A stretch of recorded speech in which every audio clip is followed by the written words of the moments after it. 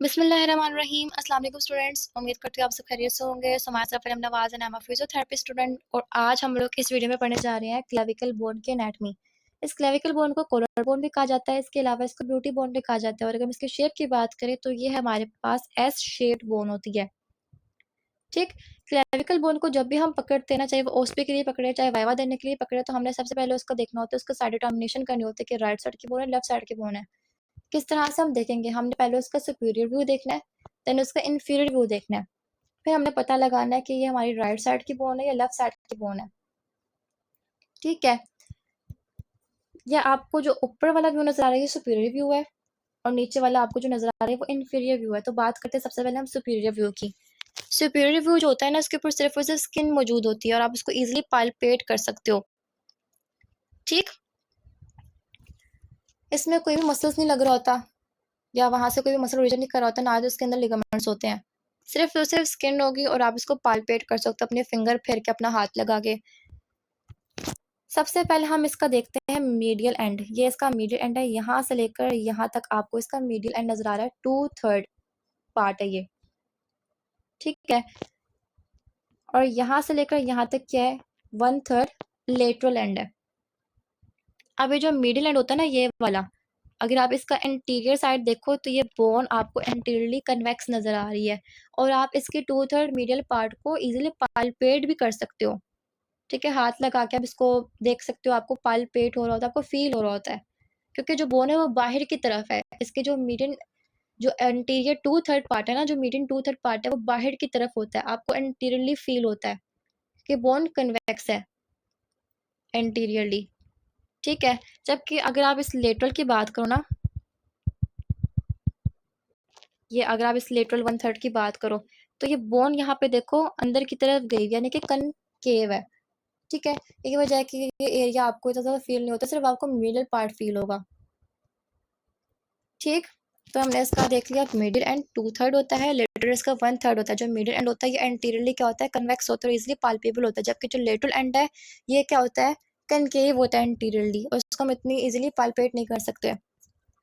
फिर यहाँ पे आपको इसका नजर आ रहा है स्टर्नल एंड। इस स्टर्नल एंड ने क्या करना है, ये जो स्टर्नम बोन में बना रही हूँ इसके ऊपर मौजूद होती है मेनोबियम स्टेनाई। ये मेनोबियम स्टेनाई है, ये नीचे फर्स्ट रिब है, ये सेकंड रिब है। ये स्टर्नल एंड क्या करेगा, क्लेविकल को इस मेनोबियम स्टेनाई के साथ आर्टिकुलेट कराएगा, जोड़ेगा, जिसके जरिए से स्टर्नो क्लेविकुलर जॉइंट बनता है। ठीक है, लेटरल साइड पे आपको ये एक्रोमियल एंड नजर आ रहा है।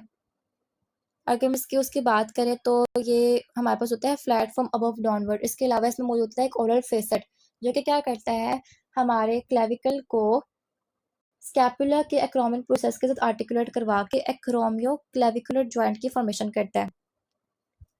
ठीक, तो आपसे वाइवा में सवाल पूछा जा सकता है कि हमारा जो क्लेविकल बोन है वो कौन कौन से जॉइंट्स बनाता है, तो आपने बताना कि मीडियली क्लेविकल बोन स्टर्नम के मेनिबुलम स्टेनाई के साथ मिलकर स्टर्नोक्लेविकुलर जॉइंट बनाएगा, और लेटरली क्या करता है, हमारे स्कैपुला बोन के एक्रोमियल प्रोसेस के साथ मिलकर एक्रोमिक क्लेविकुलर जॉइंट बनाता है।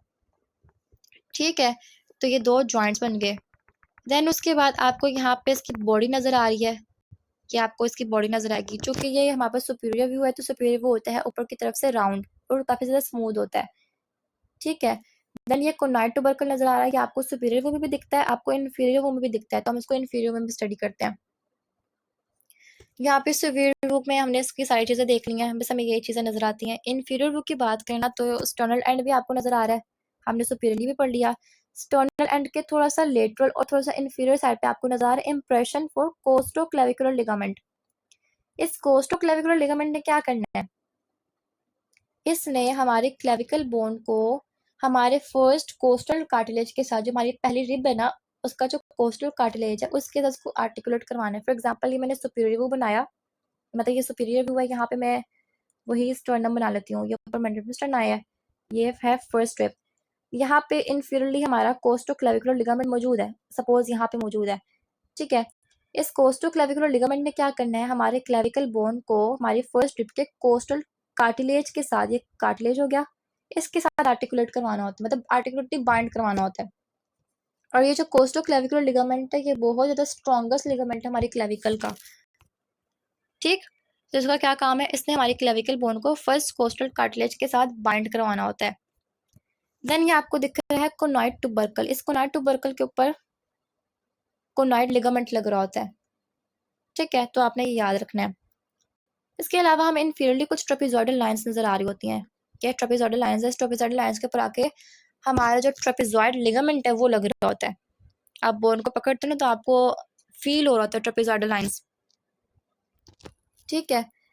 अब ये आपको ट्रेपेजॉइडल लाइन के पीछे एक छोटा सा ना टुबरकल नजर आ रहा है, ये वाला टुबरकल, यहाँ पे उसने लिखा तो नहीं लेकिन हम इसे कहते हैं डेल्टॉइड टुबरकल, ठीक है, ये आपको यहाँ पे नजर आ रहा है।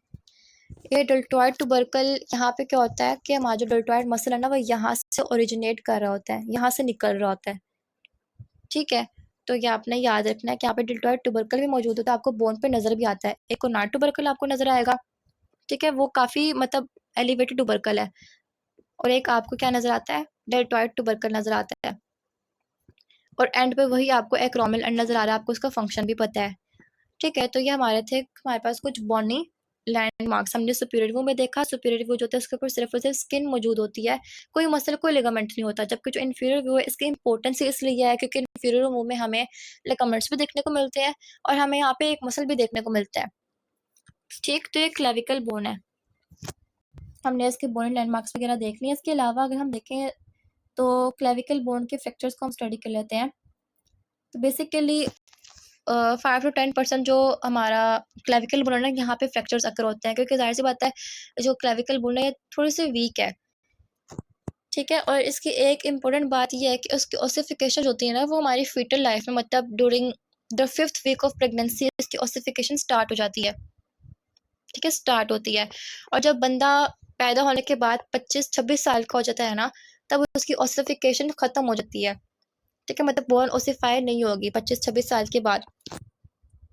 तो ये बात आपने याद रखनी है कि उसकी ओसिफिकेशन कब स्टार्ट होती है, 5th वीक ऑफ इंट्रायूट्रल लाइफ या फीटल लाइफ में कह सकती हूँ, या गेस्टेशनल पीरियड में कह सकती हूँ, ठीक है। तो इंजरी कैसे हो सकती है फ्रैक्चर बोन की, सबसे पहले अगर आप जो है वो आउटस्ट्रेच हैंड गिरे, मतलब अपने हाथ के बल गिरे हैं, तो वो जो फोर्स है वो आपके हैंड से, आपके फोर आर्म से होते हुए आपके क्लेविकल पे आए तो आपके क्लेविकल बोन फ्रैक्चर हो सकती है। दूसरी, अगर आप डायरेक्ट क्लेविकल मतलब आपकी डायरेक्ट क्लेविकल बोन जो है वो लगी है ज़मीन के साथ या किसी चीज़ के साथ, या कोई चीज़ डायरेक्ट आपके क्लेविकल बोन के ऊपर लगी है, फॉर एग्जांपल कोई बहुत ज़्यादा हार्ड बॉल लग गया है, क्रिकेट खेलते हुए कोई बॉल लग गया हार्ड बॉल आपको, उससे भी क्लेविकल बोन फ्रैक्चर हो सकता है। और कॉमनली आपका लेटरल 1/3 फ्रैक्चर होता है, मीडियल नहीं लेटरल वाला, क्योंकि लेटरल वाला थोड़ा सा ज़्यादा वीक होता है। इसके अलावा बर्थ अगर ट्रॉमा हो, न्यूनटल फ्रैक्चर भी हो सकता है, शोल्डर डिस्कोशिया एक कंडीशन है उसमें, ठीक है।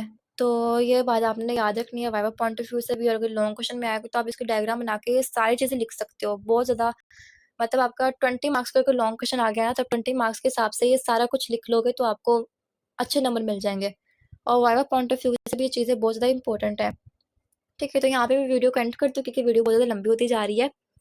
तो अगर आपको ये वीडियो अच्छी लगे तो वीडियो को लाइक करें, चैनल को सब्सक्राइब करें, और इस वीडियो को अपने फेलोज़ के साथ भी लाजमी शेयर करिएगा, ठीक है। मिलते हैं नेक्स्ट वीडियो में, तब तक अपना ढेर सारा ख्याल रखें। अल्लाह हाफिज़।